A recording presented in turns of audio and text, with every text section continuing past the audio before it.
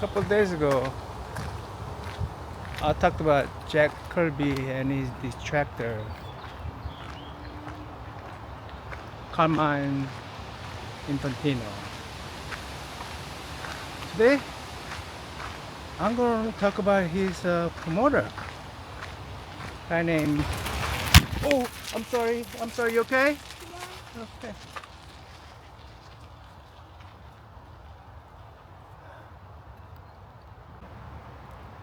Boy, that was scary. Today, I want to talk about his promoter, Brian Martin. He wrote an article on that same magazine, Beck issue 131, that Joanna Connick and Sleepy Weirdo have recommended me. Well, this Brian Martin guy wrote an article about OMAC series and went on and on about how Jack Kirby had a crystal ball.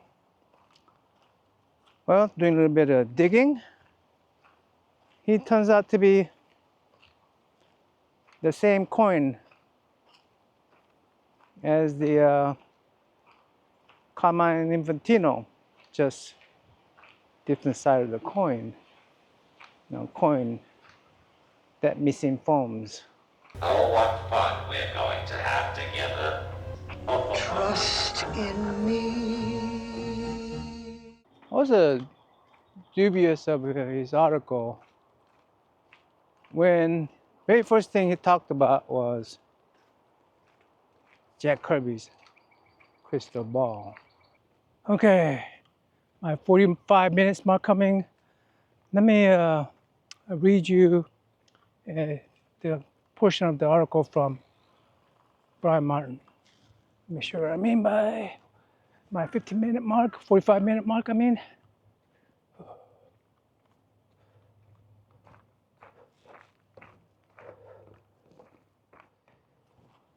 Oh, all right. So let me take the article out.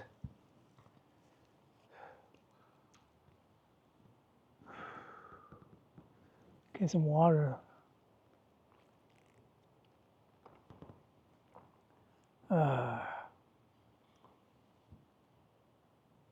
OMAC, you and what? One Man Army Corps. And here it says, crystal ball. We meet body blank, a nondescript, slightly downtrodden individual as he works for Pseudo People Inc. in a fairly standard office. This is not a standard office. Bunch of thugs and potential assassins and yeah. They're not that wasn't a standard office. But it happened to be the Abola there who didn't know what was going on. He was naive, innocent, whatever you want to call him, But Pseudo People Inc. wasn't a nice place or anything that is standard office. It is here we encounter first Kirby prediction we want to examine. Yeah, interested in what he thinks, Brian thinks the Kirby's prediction is.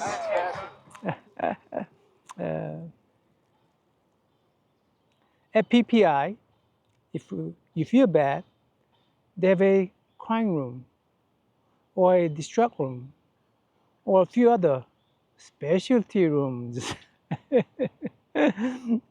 In these, you can do pretty much what the name says, all in the name of keeping employees happy. Yeah, I guess we could call them employees, but they're a bunch of criminals. It's a criminal enterprise. Okay, so while keeping these criminals happy. These days, of course, many workplaces have gyms, daycare, and even crisis counseling. I can see these guys having a crisis. Well, I guess a crime room. I guess that's yeah. Those ladies who found out that, oh my gosh, we're working for mafia. We didn't know. Let's go cry in crime room. Kirby did a pretty good job predicting the generality, if not the specifics. So I'm sure there are many reading this who would love to have the type of room PPI does, where you could kick pseudo person down a rail and into a wall. Let me interject here because I don't know if this was clear or not, but according to this article, I think what Brian Martin is saying is Jack Kirby somehow predicted corporation having providing gyms and daycare and even crisis counseling for their employees to keep them happy. And evidence for that prediction is crime room, distract room, or a few other specialty rooms that is illustrated in OMAC. I don't know if you guys understood what the specialty rooms were for, and you saw what kind of robots they had, and robots that could be friends. What kind of corporation is this? And that provides their employee these specialty rooms. Even if that is true, let's say that is true. Does this guy fact check himself when he's writing this stuff? 1 year prior to Jack Kirby publishing OMAC, Michael Crichton released a movie called Westworld. What is your name? Gardner Lewis. Just got back from Westworld. Tell us how you liked it, Mr. Lewis. When you played cowboys and Indians as a kid, you'd point your fingers and go bang, bang, and the other kid would lie down and pretend dead. Well, Westworld is the same thing, only it's for real. I shot 6 people. Well, they weren't real people. What Mr. Lewis means is he shot 6 robots, scientifically programmed to look, act, talk, and even bleed just like humans do. Now, isn't that right? There is a lot of story tropes in OMAC, I agree. But they are not necessarily Jack Kirby's invention, these story tropes. The destruction room where these humanoids getting abused, these androids getting abused. That trope was not only available in Westworld, but Isaac Asimov, remember his iRobot series, and Robert Heinlein, and slew of other sci-fi writers have covered this type of story tropes. Sexualizing women through technology. Yes. So Jack Kirby used these tropes to tell his own story. That's it. I'm going to contend that Jack Kirby was Neverland Island. Now, this is just my opinion. But I further contend that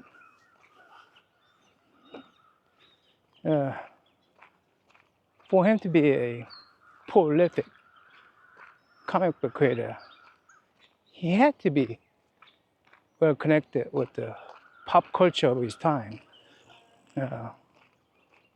And I'm going to assume he also read lots and lots of sci-fi books of his time, like Jules Burns, Robert Heinlein, Arthur C. Clarke. Yeah, I bet he was well versed in those sci-fi stories. Do you remember his collage? You know, those photo collages he used to do? I know some people weren't very impressed with those, but I think his storytelling is like a collage of different tropes, different storytelling style. Let me give you an example. Would you agree Kamandi series is a collage of a different type of storytelling about future disaster, meet aliens, high tech, some fantasy elements in there too. Well, in issue number 4, Kamandi is reading a comic book. Happens to be Jack Kirby's comic book Demon, first issue. He's presenting a Kamandi universe where he's reading comic books of our time, my time anyway, back in the 70s. But then he has another comic book, another issue, number 29, where he meets a race of gorillas, tribe of gorillas, where they are worshiping Superman. they see this wall art, laid out like a comic book strip, and they tell a Superman story, how he trying to save the earth and he died, so they sort of explain Superman died because of great disaster, I guess. And so in our time, our present time, Superman is just a made-up character, right? Just but in the future, this race of gorillas are misinterpreting our present culture, right? Well, this type of trope was available way before even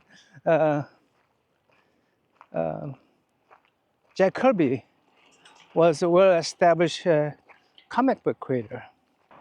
You guys know Arthur C. Clarke, right? 1949, he published a short story called History Lesson.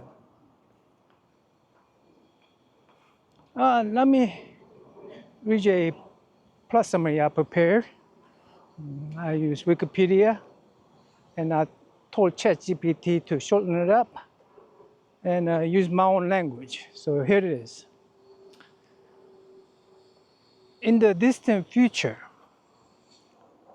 Earth has entered its final ice age.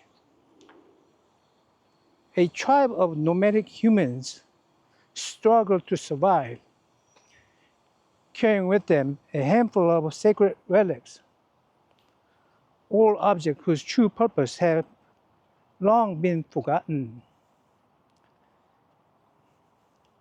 As the glaciers advance from both poles, the tribe raced toward the equator, only to find that the south has frozen over already. Before extinction takes place, right? The tribe builds a stone marker atop a mountain and places their relic inside, hoping someone someday might find them. Among the relic is a forgotten device, a radio beacon, still quietly broadcasting into space. Thousands of years later, a lizard-like race of advanced beings from Venus, far beyond our technology of now, detects the beacon. Spacefaring and curious, they journey to the frozen earth, where they recover the relics, the last trace of humankind. Carefully, Venetians study the artifact.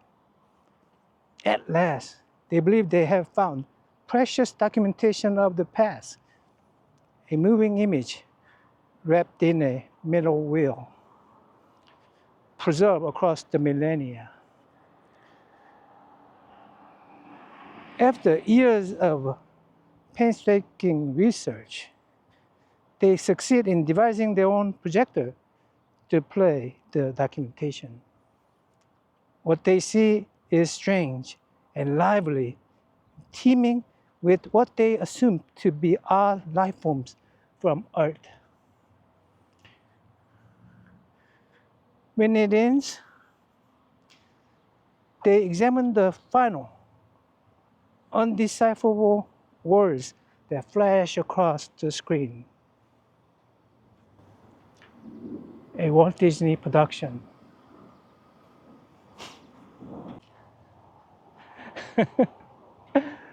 It's always mice and rats with me, isn't it? Sorry about that, guys. My point is, Jack Kirby used existing tropes to tell his stories. He didn't make things up out of the blue.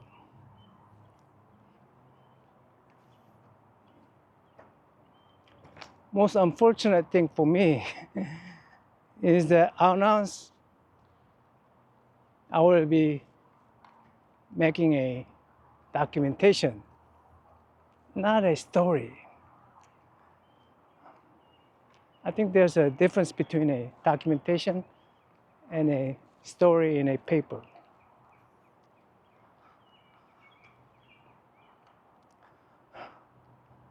Person documenting stuff have to recognize facts can get distorted. It doesn't take thousand years to distort the fact, you know.